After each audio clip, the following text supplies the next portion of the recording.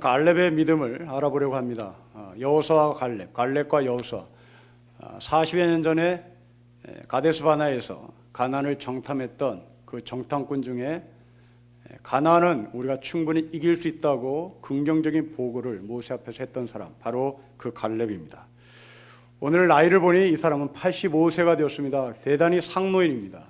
이제 세상을 언제 떠날지 모르는 그런 삶의 모습을 지니고 있는 노인입니다.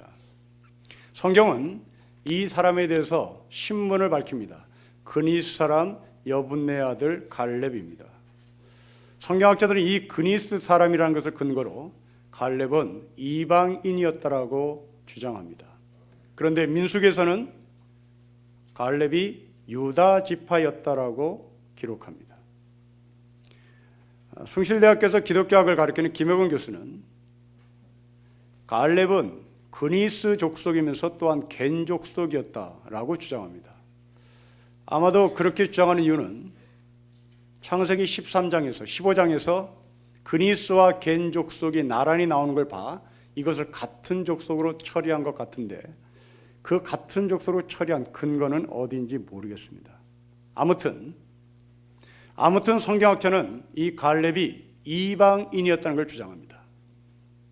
그런데 민수기에서는 갈렙이 유다 지파였다고 기록합니다. 서로 상충됩니다. 우리는 다 갈렙이 유다 지파인 것으로 알고 있죠. 그러면 도대체 이방이라고 주장하는 성경학자들과 그리고 성경에서 말하는 이 유다 지파, 이 둘을 어떻게 조합을 시킬 수 있을까? 이것은 뭐가 틀렸고 뭐가 맞았다고 주장할 수 있을까? 그렇지 않습니다. 이 둘을 같이 조합시켜 보면 이방인이었던 갈렙이 유다 지파로 편입이 되었다는 얘기입니다. 다시 말하면 이스라엘은 민족적 공동체가 아니라 신앙 공동체였다는 말입니다. 우리 민족은 혈연 공동체죠. 우리 민족은 민족 공동체입니다. 그러나 이스라엘 백성들은 민족 공동체나 혈연 공동체를 뛰어넘어서 신앙 공동체입니다. 그 한 가지 예가 출애굽기 11장에 보면 이스라엘 백성들 홍해바다를 건널 때 이스라엘 백성들이 건넜다라고 기록하지 않습니다. 이스라엘 백성들과 함께 허다한 잡족들이라고 표현합니다. 이 허다한 잡족들, 소위 이방인들입니다. 그 이방인들이 광야로 나와 40년 이스라엘 백성들과 섞여 살았습니다. 그리고 40년이 지나 광야의 삶을 끝나고 가나안에 들어갔을 때 이들은 그 가운데 한 지파로 편입이 되었고, 그래서 결국 이스라엘 백성들은 단일 공동체로서 형성된 민족이 아니라 하나님 여호와 앞에 무릎을 꿇는 신앙 공동체라는 것을 확인하는 겁니다. 이렇게 해석을 해야만 우리는 성경을 제대로 해석을 할 수 있기 때문에 그렇습니다. 여러분들이 창세부터 계시록까지 주제가 무엇입니까? 성경에 대한 주제가 무엇입니까? 질문하면 우리는 다 답을 합니다. 그 답은 하나님 나라입니다. 하나님 나라를 위하여 하나님은 창세부터 계시록에 말씀을 기록했다고 우리는 고백합니다. 그렇다면 이 나라, 하나님 나라 할 때 이 나라라고 하는 단어 속에 포함된 조건 세 가지가 반드시 있어야 됩니다. 바로 그것은 땅이 있어야 됩니다. 두 번째로 민족이 있어야 됩니다. 백성이 있어야 됩니다. 그리고 세 번째로 주권과 통치자가 누구이냐가 바로 나라를 형성하는 세 가지 기본 요소입니다. 우리나라는 바로 한반도 땅, 그리고 한민족, 그리고 대통령을 중심으로 주권국가를 이루고 있는 나라입니다. 그런 것처럼 하나님 나라는 바로 땅이 있어야 되고 백성이 있어야 되고 그리고 그 나라를 통치하는 주권자가 있어야 하는데 바로 그 땅은 가나안 땅입니다. 그러나 이 가나안 땅은 단순히 물리적 땅이 아니라 우리가 지난주에 나눴던 말씀처럼 여호수아와 함께 그 땅을 나누는 제사장이 개입됩니다. 그리고 그 땅 곳곳에 레위인이 개입됩니다. 그렇다면 이 땅은 더 이상 물리적인 땅이 아니라 영적인 땅이 됐고 그리고 하나님의 땅이 되었다는 이야기입니다. 이제 두 번째로 백성입니다. 여러분, 이 백성은 이스라엘, 순혈 계통의 이스라엘만 포함되는 것이 아니라 하나님께서 택하신 잡족, 하나님 택하신 이 갈렙과 같은 이방인, 그리고 라합 같은 사람, 기브온 민족 같은 사람, 바로 이 사람들이 하나님 나라의 백성이 되는 것입니다. 그래서 이 하나님 나라의 백성인 이스라엘뿐만 아니라 이방인, 그리고 그냥 물리적인 땅이 아니라 이제 제사장이 개업돼서 땅을 나누는 영적인 땅이라는 선포함과 동시에 이 땅과 이 백성을 통치하는 분, 바로 그분은 하나님이 되신 것입니다. 때문에 여러분들이 로마서 11장을 읽으면 굉장히 헷갈리는 본문이 나오는데, 로마서 11장에 어떤 말씀이 나오냐면 이방인의 수가 충만할 때까지, 다시 말하면 이방인이 구원을 받을 때까지 이스라엘 백성들이 시기가 났다는 말이 나옵니다. 곧 이 말을 문자 그대로 해석하는 근본주의자들은 이방인의 수가 하나님이 계획하신 때까지, 하나님이 계획하신 숫자까지 채워지는 동안 이스라엘이 복음을 거부하다가 이제 이방인의 수가 하나님의 계획하에 구원을 받으면 하나님은 구원의 문을 이 이스라엘로 열 것이다. 그래서 이스라엘이 예수를 믿으면 이 땅에 종말이 온다라고 해석하는 것은 틀린 해석입니다. 그 로마서 11장의 이스라엘은 바로 영적인 이스라엘, 갈렙 같은 이스라엘, 바로 우리를 얘기하는 것입니다. 우리 가운데 예수를 믿는다고 고백하지만 예수를 믿지 않는 사람들, 바로 이들을 향하여 하나님이 여전히 구원의 문을 열어 놨다는 겁니다. 바로 갈렙은 이방인이었으나 이스라엘 백성에 편입됐고 그 이스라엘 백성들 가운데 유다 지파에 편입되었습니다. 이것은 대단히 충격적입니다. 여러분, 갈렙이 유다 지파에 편입이 됐다. 이것은 어떤 의미를 갖고 있을까요? 여러분, 유다 지파는 메시아가 탄생할 지파입니다. 그 메시아는 예수 그리스도십니다. 이방인 갈렙이, 그리고 이방인 라합이 예수의 족보에 편입됩니다. 그 예수의 족보에서 예수가 탄생합니다. 우리 상황으로 표현하자면 족보 대대로 예수 그리스도를 믿는 집안에서 태어난 사람이 하나님 사람이 아니라 무당집에서 태어났음에도 불구하고 하나님께서 하나님 나라에 편입시켜 하나님의 백성이 됐고, 그 가운데 더 나가서 한경직 목사님 같은 귀한 영적인 지도자가 나온다는 메시지입니다. 제 동기 중에 이름을 에녹이라고 하늘로 불려 올라간 이름의 뜻을 가진 에녹이라는 친구가 있습니다. 물론 본래 이 사람 이름은 그냥 다시 자기의 이름을 갖고 있습니다. 그런데 예수 그리스도를 믿고 나서 이 사람이 에녹이라는 이름으로 자신의 이름을 바꿨는데요, 이 사람이 원래부터 예수를 믿는 사람이 아니었습니다. 이 사람이 GOP 소대장을 하다가 어머니가 병원에 위중한 관계로 어머니를 뵈러 열심히 휴가를 신청을 했으나 당시 상황이 여의치 않아서 휴가를 받지 못했습니다. GOP 소대장은 거의 1년 동안 휴가를 가지 못합니다. 그래서 어머니는 아프시고 자기는 GOP 소대장을 해야 되고, 이 갈등 속에서 마침내 어머니가 세상을 떠났습니다. 아들이 임종을 지켜보지 못했던 것이죠. 외아들이었습니다. 이 외아들이 임종을 지켜보지 못했던 이 죄책감이 자기를 눌렀습니다. 그리고 꿈에 자기 어머니가 서운하다 이런 꿈들도 나타났습니다. 그래서 이 돌아가신 어머니를 어떻게 혼이라도 넋이라도 달래볼까 하고 제대한 후에 이대 앞에 점집을 쫓아다녔습니다. 점집에 가서 우리 어머니 넋 좀 달래주세요, 우리 어머니 혼 좀 달래주세요 라고 부탁을 했는데, 그 중에 어떤 점집의 한 무당이 이 친구에게, 제 동기에게 한 말이었습니다. 어머니의 넋을 달랠 게 문제가 아니라 지금 당신에게 신이 내렸으니 신접을 해야 됩니다 라고 얘기를 하더라는 거예요. 그러니까 갈등입니다. 지식인이, 그리고 당시에 SK 취직을 해서 열심히 지금 사회생활을 하고 있는 친구인데, 이 친구가 신접을 했다니, 그리고 신접을 해야 되는 이 굿을 해야 된다니 대단히 힘들었습니다. 그러나 그렇게 해야만 당신의 삶이 평탄하고 돌아가신 어머니의 넋이 달래진다고 하니 이 친구가 신접하기로 마음을 먹고 인왕산 좋은 터에서 신접을 했습니다. 무당이 된 것이죠. 그러나 조건을 걸었습니다. 내가 직업적으로 무당의 삶을 살지 않는 방법이 무엇일까? 그 방법을 좀 가르쳐달라. 그러자 무당들이 1년에 정기적으로 신을 달래면 그것으로 무당의 역할을 다한 것이고, 그리고 나머지 시간은 당신이 SK 회사를 다니면 된다, 그런 이야기를 해서 이 친구가 시간이 되면 될수록, 그리고 때가 되면 관악산, 인왕산, 북악산, 설악산, 악자 들어간 산은 모두 다 쫓아다니면서 신을 달래는 굿을 했습니다. 그러다가 어느 날 예수라는 분을 소개받았습니다. 그리고 예수를 믿으라는 권면을 받았습니다. 가뜩이나 힘든 이 친구가 예수를 믿으면 자유할까, 해방될까 라고 싶어서 예수를 믿으러 교회를 찾아갔습니다. 그리고 예수를 영접했습니다. 훗날 이 친구는 목사가 됐고 지금 국가대표 선수들에게 복음을 전하는 귀중한 하나님의 사람으로 쓰임을 받고 있습니다. 현대판 갈렙, 현대판 라합이 아닌가 싶습니다. 바로 갈렙은 그런 사람이었습니다. 라합도 그런 사람이었습니다. 순혈주의의 이스라엘이 아니라 이방인의 모습 속에 살다가 하나님 나라에 편입된 영적인 이스라엘 사람이 된 겁니다. 자, 그렇다면 이제부터 이 갈렙은 도대체 무슨 믿음을 가졌기에 성경은 이 사람을 여기에 길게 기록하고 있을까 하는 겁니다. 여러분 6절부터 15절 말씀 우리가 읽어보면 과연 이 갈렙을 좋게 평가를 해야 하는 것에 대한 갈등이 생깁니다. 여러분 6절부터 15절까지 읽은 것을 다시 한번 상기시켜 보십시오. 갈렙이 자신이 스스로 말한 것처럼 40세에 가데스 바나에서 모세 앞에 가나안 정탐에 대한 결과를 보고한 것은 맞습니다. 거기까지입니다. 그 이후로부터 이 갈렙은 성경에 등장하지 않습니다.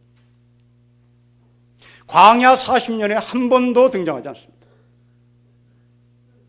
가나안에 들어가서 5년 동안 이스라엘 백성들이 여호수아를 정점으로 가나안을 정복하게 하여 전쟁을 일으킬 때 이 갈렙은 콧배기 하나 보이지 않습니다. 그리고 느닷없이 나타나서 내 땅다옵니다. 이걸 어떻게 해석하냐? 정말 얍삽한 극치입니다. 한 번도 콧배기를 안 보였던 이 갈렙이 40년 만에 나타나 내 땅 줘 라고 하는 이 비양심적인 얼굴 뻔뻔한 이 갈렙을 어떻게 우리는 믿음의 사람이라고 설정을 하고 이 사람을 해석했냐 하는 갈등입니다. 그런데 성경은 이 사람을 믿음의 사람으로 올려놓습니다. 혼란입니다. 때문에 오늘 우리는 이 6절부터 15절의 얍삽한 이런 사람을 믿음의 사람이라고 정리하고 성도들에게 목사를 가르쳐버리면 아, 믿음이란 기회주의적인 사람이구나. 기회를 타서 네 것을 요구하는, 기회를 타서 네 것을 건지려고 하는, 평상시에는 뒤에 다 몸살이고 있다가 네 것이 눈에 보이면 그때 기회를 타서 얍삽하게 챙겨라 라고 하는 것이 믿음의 사람이라고 가리킬 수 있겠죠. 그런 면에서 보면 이 갈렙은 정말 뛰어난 사람입니다. 광야에서 한 번도 나타나지 않았던, 여리고 작전에서 나타나지 않았던, 아간의 배신 앞에서도 아간이 배신했다는 이야기를 한 적도 없는 바로 갈렙. 그리고 땅을 분배하는 자리에서 갑자기 나타난 내 땅 줘. 이 인간을 우리는 어떻게 평가해야 하느냐 말입니다. 우리는 이 질문에 답을 해야 될 것입니다. 두 가지입니다. 여러분, 첫째로 6절입니다. 여러분 6절의 말씀에 보면 그때에 라는 단어에 여러분 눈을 주목하셔야 될 겁니다. 그때는 언제일까요? 지난주에 우리가 나왔던 바로 그때입니다. 바로 지난주에 나왔던 그때, 그때는 이스라엘 백성들이 땅을 나누는데 1차적으로 제사장, 여호수아, 이스라엘 지파들이 모였습니다. 서로 협의체를 구성했습니다. 협의체를 구성해 땅을 분배하고 두 번째로 2절에 제비뽑기를 했습니다. 이제 협의체도 안 되니 제비뽑기하자. 어떠한 영향력 있는 사람도 여기에 개입시키지 못하자 하는 차원에서 제비뽑기를 했습니다. 이제 그것도 여의치 않았던지 5절에 이스라엘 자손이 전체 모여서 여론으로 그 땅을 나눴습니다. 여론 정치, 제비뽑기 정치, 대의 정치, 이 세 개를 이스라엘 백성들이 사용해서 땅을 나누는데 갈렙은 나 싫어! 나 싫어! 여러분, 순종해야죠. 협의체 순종해야죠. 제비뽑기에 순종해야죠. 이스라엘 백성들이 전체 모여서 여론으로 이렇게 하자 하고 땅을 나누면 순종해야죠. 그런데 이 갈렙은 나 싫어. 내 땅 줘. 제비뽑기로 얻은 땅 내 땅 아니야. 협의체로 구성된 리더들이 결정한 땅 내 땅 아니야. 이스라엘 백성들이 여론으로 결정한 그 땅 내 땅 아니야, 내 땅다옵니다. 도대체 이 땅이 무슨 땅이길래요? 여러분 9절입니다. 그날에 모세가 맹세하이르되 너가 내 하나님 여호와께 충성하였은즉 너의 발로 밟은 땅, 이 땅, 내가 내 발로 밟은 땅다워. 난 제비꽃도 싫어. 나는 협의체도 싫어. 나는 여론으로 결정한 것도 싫어. 나는 내가 밟은 땅 내놓으라고 라는 얘기입니다. 여러분 이게 갈렙의 믿음이었습니다.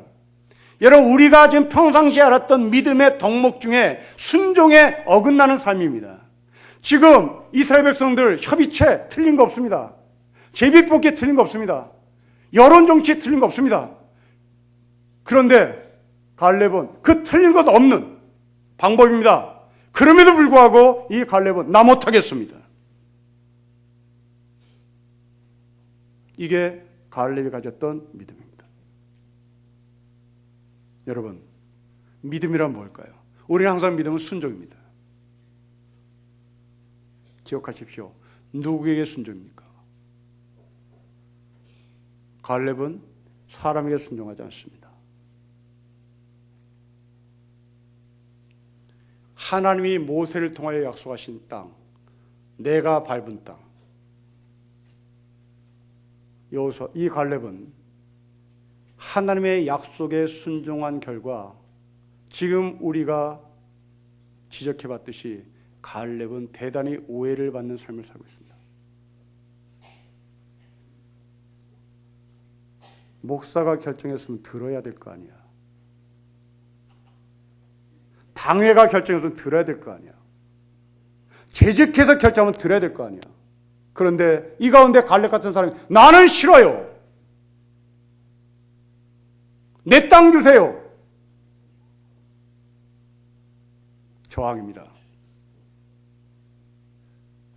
하나님께 순종이 때로는 인간에게 저항으로 나타날 수 있습니다. 갈렙은 자기가 밟은 땅, 40년 전에 자기가 밟은 땅, 바로 그 땅을 손에 쥐고 그 땅에서 집을 짓고 그 땅에서 살고 싶어해. 그 땅에서 살고 싶은 마음을 45년간 간직하며 하나님의 말씀을 기억해냅니다. 갈렙은 하나님께 순종입니다. 그것이 때로는 사람에게 저항처럼 보이는 게죠. 여러분 예수님을 보십시오. 예수님도 우리에게 순종에 대한 말씀하십니다. 그러나 예수님은 사람에게 저항을 한 경우가 정말 많습니다. 특히 바리새인 서기관들을 향해서 예수님은 항상 저항합니다. 때로는 욕도 하십니다.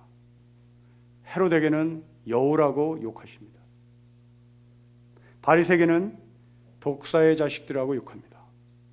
세례요한도 욕도 합니다. 예레미야도 욕합니다. 하나님께 순종은 때로는 상대방 향해서 욕을 하는 것으로 보일 수 있습니다. 하나님께 순종하는 것은 때로는 사람에게 저항하는 것처럼 보입니다. 14세기에 유럽의 브루셀이라는 나라에 한 영적인 지도자 한 사람이 있었습니다. 이름이 요한이었습니다. 대단히 신비적인 영성가로 소문나 있는 사람입니다. 이 요한이 내적 평안과 영적인 회복에만 집착하는 사람들 향해서 일갈합니다. 아주 통렬하게 욕합니다. 이 사람의 욕은 이렇습니다. 내적 평안과 영적인 회복에만 집착하는 사람들은 스스로 세상에서 가장 거룩한 사람이라고 믿지만 실은 살아있는 모든 사람들 중에서 가장 사악하고 해로운 존재들이다. 이게 기회주의자들이죠. 철저히 자기의 영성, 철저히 자기의 회복, 이것을 주장하는 자들, 가장 사악한 존재들입니다. 아마 이 시대의 고위 공직자의 장로들, 그들은 새벽기도 열심으로 유명합니다. 그러나 그들의 도덕은 대단히 땅에 떨어진 저급한 삶입니다. 보스턴 MIT에서 언어학을 가르치는 촘스키 교수라는 분이 계십니다. 실패한 교육과 거짓말은 책에서 이런 말을 합니다. 학교는 지배 계급의 이데올로기만 가르칠 것이 아니라 저항과 투쟁의 가능성도 포용하고 민주주의 지평을 확대하고 비판적 시민으로 성장하도록 학생을 준비시키는 터전이어야 한다. 그리고 학생들은 다양한 집단에 의해서 보호되어야 할 공간이어야 한다. 정리하자면 나라가 원하는 이데올로기의 인간을 만들어낼 것이 아니라 그 이데올로기를 때로는 저항하고 반항을 하는데 그 저항하고 반항하는 학생들을 학교는 다양한 힘에 의해서 보호를 해줘야 할 공간이라고 말합니다. 여러분들이 불의에 저항하고 여러분들이 하나님께 순종하는 것은 바로 믿음의 사람입니다. 독실한 크리스찬이었던 윤봉길, 김구, 이봉창, 유관순, 이들은 하나님께 순종하는 것이 사람에게는 때로는 저항처럼 보였고 그리고 일제에 저항하는 것으로 나타났습니다. 이 땅은 하나님께서 우리 조선민족에 준 땅이니 일본 사람들 나가세요. 이게 이 갈렙 같은 믿음이었습니다. 이건 내 땅이라고, 이 땅이 일본 땅 아니라고 이렇게 외치며 유관순은 성고문을 당해 죽습니다. 20대 초반의 여성입니다. 무지막지한 일본 형사들, 그들이 이 꽃다운 여인의 몸을 짓밟았습니다. 당시 이 땅에 들어온 선교사들, 하나님이 일제를, 이 일본을 조선 땅에 보낸 것은 하나님의 뜻이니 순종하라고 설교했습니다. 한국 목사들도 그렇게 설교했습니다. 언노도 선교사도 그렇게 설교했습니다. 그때 유관순은 이게 우리 땅이라고, 당신들 나가라고, 일본이 제 아무리 경부선을 놔주고 일본이 제 아무리 경인선을 놔주고 일본이 제 아무리 우리나라에 공장을 세워도 우리 싫다고. 이게 갈렙이었습니다. 갈렙이 치는 겁니다. 나 85세 됐어. 나에게 기름진 땅 줘봐야 소용없어. 나에게 평지도 난 싫었어. 나는 내 땅을 잡아야 되겠어. 나는 내 땅을 찾아야 되겠어. 내 땅 달라고, 내 땅 달라고 외칩니다.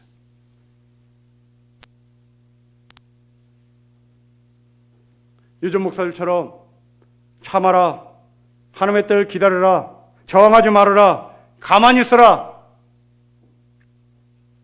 이것이 갈렙의 믿음이 아니었습니다.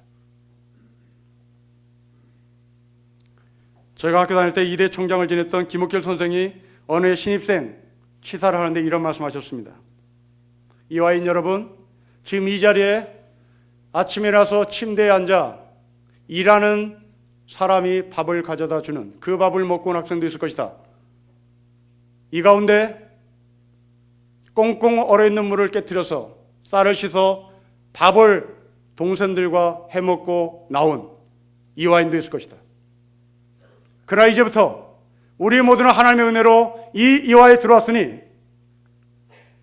침대에서 밥을 얻어먹는 사람이나 업무를 깨서 쌀을 씻어 밥을 먹고 온 학생이나 우리 모두 다 똑같은 사람이다. 그리고 당신들은 이제 이 학교에서 어마무시한 도움을 받을 것이다. 그것을 잊지 말아라. 수많은 사람들의 도움을 받아 이화인이 된다는 사실을 기억해라. 그리고 훗날 너희들은 세상에 나가서 이렇게 많은 도움을 받은 것을 잊지 말고 그들에게 선을 베풀어야 한다. 때로는 저항해야 한다. 그런 치사를 했습니다. 믿음의 사람, 하나님께서 기도를 세운 이화, 하나님께서 기도를 세운 연세, 그러나 그들은 세상에 순종해. 사람에게 순종해. 권력에 굴종해. 갈렙처럼 내 땅 주세요! 라고 말을 못하는 지경까지 가고 있습니다. 그렇습니다. 경제성장, 국민소득 4만 불, 5만 불, 그러면 됐잖아. 이럴 때 우리가 외쳐야 되겠습니다. 나는 그게 싫다고. 나는 하나님의 권리와 하나님의 주권과 하나님의 통치를 달라고. 이게 하늘의 백성들이 외쳐야 될 이 땅에서의 삶이어야 되겠죠. 대통령이 4만 불 올려준다니 표를 주고, 대통령이 6만 불 올려준다니 몰표를 주고 할 게 아니라, 나는 그게 싫다고, 나는 그게 반갑지 않다고, 나는 하나님께서 모든 인간을 주신 인권을 보장하고 하나님께서 모든 인간에게 하나님의 형상이라고 말씀하신 그 삶을 유지해 나가기를 바란다고, 나는 그것을 원한다고. 이게 우리의 삶 가운데 있냐 말입니다. 내 한 목숨 연봉 1억을 받아 거기서 띵하면 됐지 외칠 때, 갈렙 같은 사람은 아니라고. 나는 1억이건 2억이건 그게 중요한 거 아니라 내 땅 달라고, 내 권리 달라고, 내 인권 찾아달라고. 나 사람이라고. 대의정치로 결정하지 말라고, 제비복귀로 결정하지 말라고, 여론으로 결정하지 말라고. 내 땅 달라고. 도대체 이 땅이 무슨 땅이길래요? 도대체 이 땅이 무슨 땅이길래요? 답은 13절부터 15절에 있습니다. 우리 같이 읽겠습니다. 시작. 여호수아가 여분네 아들 갈렙을 위하여 축복하고 헤브론을 그에게 주어 기업을 삼게 하며 헤브론이 그니 사람 여분네 아들 갈렙의 기업이 되어 오늘까지 이르렀으니 그가 이스라엘 하나님 여호와를 온전히 쫓았음이라. 헤브론의 옛 이름은 기럇 아르바라. 아르바는 아낙 사람 가운데서 가장 큰 사람이었더라. 그리고 그 땅에 전쟁이 그쳤더라. 이것 때문입니다. 헤르, 이 헤브론, 나 헤브론 달라고. 나 기름진 땅 필요 없어. 나 평지 필요 없어. 여러분, 이 헤브론 땅은 어떤 땅일까요? 15절의 말씀처럼 가나안 민족 중에서 가장 기굴이 장대한 사람들이 모이는 곳입니다. 그리고 이 헤브론은 12절의 말씀에 성읍들은 크고 견고합니다. 반면에 갈렙은 85세입니다. 85세 된 노인네, 그냥 주는 대로 먹으면 되는 겁니다. 노인네니까 산지 주지 않겠죠. 노인네니까 헤브론과 같은 그렇게 견고한 성읍 줄 필요 없겠죠. 그냥 평안한 곳에, 아주 기름 좋은 곳에, 평지에, 아이고 노후 생활 잘하세요, 여기에 전원주택 지으시고 세상 끝날까지 여기에 사세요 하고 배려했겠죠. 그러나 갈렙은 싫답니다. 무조건 헤브론, 나는 헤브론이어야 되는 겁니다. 왜요? 여러분, 헤브론이 도대체 무슨 땅일까요? 성경에 이 헤브론이라는 지명이 처음 나온 것은 바로 아브라함과 롯의 갈등의 자리였습니다. 아브라함과 조카 롯이 서로 소돔 땅 놓고 갈등합니다. 그래서 아브라함이 통 큰 양보를 하죠. 그 소돔 땅을 롯에게 줍니다. 그 롯을 부여받은 소돔 땅을 부여받은 롯은 아브라함 곁을 떠나죠. 이때 하나님이 아브라함에게 나타납니다. 그리고 말합니다. 너는 눈을 들어 동서남북을 다 봐라. 그리고 말합니다. 이 땅을 너에게 반드시 준다. 그러자 아브라함이 거기에 집을 짓습니다. 그리고 제사를 올립니다. 바로 그 땅이 헤브론입니다. 이스라엘의 조상인 아브라함의 첫 출발지, 바로 그게 헤브론입니다. 그리고 이 헤브론에서 아브라함의 사라가 죽어 무덤을 만든 곳입니다. 이삭도 여기에 죽습니다. 그리고 이삭의 무덤도 이 헤브론에 세웁니다. 갈렙은 45년 동안 이것을 잊지 않습니다. 정리해 보십시오. 헤브론이 무슨 땅일까요? 이스라엘이 출발한 자리요, 이스라엘이 마감하는 자리입니다. 아브라함이 하나님을 향해서 제사를 드렸던 공식적인 자리, 그리고 이삭이 죽어 하늘나라로 갔던 바로 그 자리, 시작과 끝입니다. 여러분, 지금까지 우리가 요단 땅을 그리고 가나안 땅을 나누는 과정을 정리해 보십시오.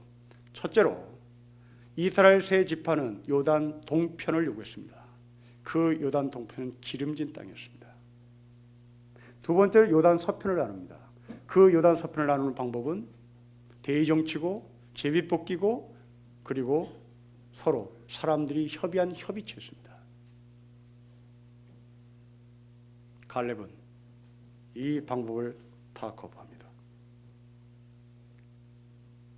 그리고 헤브론을 주장합니다. 왜요? 이스라엘의 처음과 나중이 된 겁니다. 우리의 처음과 나중이신 하나님을 갈렙은 바라봤던 겁니다. 알파와 오메가 되신 하나님을 본 것입니다. 가나안 중에서도 가장 핵심입니다. 가나안의 출발, 가나안의 마감입니다. 처음과 나중입니다. 우리의 믿음은 여기까지 가야 됩니다. 알파와 오메가 되신 하나님, 이게 어떠한 축복일까요? A부터 Z란 말입니다. A부터 Z가 되시는 하나님, 우리는 감이 잡지 않습니다. 이게 뭘까? 알파벳은 26자로 되어 있습니다. 26자의 모음과 자음이 알파 A부터 Z입니다. 이 26개의 A부터 Z라는 알파벳이 영어의 모든 단어를 만들어냅니다. 이게 알파와 오메가의 메시지입니다. 하나님이 여러분의 처음이고 하나님이 여러분의 마지막이 된다면 우리는 그 가운데 어떤 것도 만들어낼 수 있다는 말입니다. 어떤 단어가, 어떤 뜻이, 어떤 메시지가 A부터 Z라는 알파벳 속에서 만들어지듯이 우리의 삶 가운데 그 단어가 만들어지는 겁니다. 우리는 어려움, 현실을 만나거나 고통스러운 시험 앞에서 쉽게 갖는 생각이 있습니다. 내가 여기서 이렇게 하나님을 믿고 산다고 될까? 차라리 내가 요단 동편으로 가야 되지 않을까? 난 차라리 정말 복불복으로 제비뽑기해서 내가 내 운명이 이러겠거니 라고 사는 것이 더 형편이 좋은 게 아닐까? 라고 생각할 때 우리는 하나님께서 하시는 이 말씀을 기억해야 합니다. 믿음의 주 온전하신 예수를 바라봤던 갈렙, 처음과 나중을 바라봤던 갈렙, 헤브론을 나에게 달라고 요구했던 갈렙을 놓치지 말아야 될 것입니다. 그렇습니다. 여러분, 돈이 없어도, 돈이 있어도, 출세해도 출세하지 않아도 우리가 하는 고백입니다. 그것은 나에게 귀중하지 않다고. 나는 헤브론이라고. 나는 알파와 오메가신 하나님, 그분을 바라보고 그분의 약속을 따라가겠다고. 이게 믿음의 사람이었습니다. 조지 밀러를 보십시오. 영국에서 고아원을 세울 때 이런 한 분 없었습니다. 그러나 알파 오메가 되신 하나님을 신뢰했던 조지 밀러는 무일푼으로 고아원을 시작합니다. 허드슨 테일러는 어떻습니까? 지인들이 보내주는 선교비가 자기에게 독이 될까 봐 그 선교비를 거부합니다. 선교편지 돌리지도 않습니다. 은행계좌 알려주지 않습니다. 하나님을 전적으로 신뢰합니다. 이게 허드슨 테일러입니다. 중국의 그 복음의 영향력이 이 사람을 통해서 편만히 흘러갔습니다. 우리는 여기까지 갔으면 좋겠습니다. 나 출세하는 게 중요한 게 아니라고, 나 돈 많이 버는 게 중요한 게 아니라고, 나 헤브론이 나에게 처음과 마지막이라고, 믿음의 주여 온전하신 예수님을 바라보는 것이 내 신앙의 초점이라고 고백하는 겁니다. 여러분 여자아이들이 좋아하는 캐릭터 헬로키티라는 게 있습니다. 그 헬로키티를 보십시오. 거기에 없는 게 하나 있습니다. 눈이 있습니다. 코가 있습니다. 귀가 있습니다. 그런데 입이 없습니다. 그래도 아이들은 좋아합니다. 그 헬로키티를 보고 열광합니다. 우리에게 입이 없어도, 우리가 금과 은이 없어도 나사렛 예수 그리스도 이름 입에 어떤 것도 자랑하지 않겠다고 고백했던 베드로의 고백, 바울의 고백은 바로 갈렙의 믿음이었습니다. 성도 여러분, 여러분이 가장 중요한 것은 무엇일까요? 나는 돈이 없어도 좋아. 나는 출세 못해도 좋아. 알파 오메가 되신 하나님이 나의 하나님이라면 나는 그 안에서 어떤 것도 조합할 수 있어. 고난을 고난으로 여기지 않고 소망으로 일어설 수 있어. 이 단어, 이 표현, 이 능력, 우리는 하나님 앞에서, 하나님 안에서 만들어낼 수 있습니다. 여러분 가운데 절망이라는 단어로 끝나는 것이 아니라 A부터 Z에는 그 절망이 소망으로 연결하는 단어를 만들어낼 수 있습니다. 죽었다고 복창하는 그 자리에 그 죽음이 생명으로 연결되는 문학적 표현을 우리는 얼마든지 만들어낼 수 있습니다. 알파와 오메가 되신 하나님의 은혜 가운데 능치 못할 것이 없다고 고백했던 바울의 고백을 우리도 해낼 수 있기를 주 이름으로 축복합니다. 기도하겠습니다.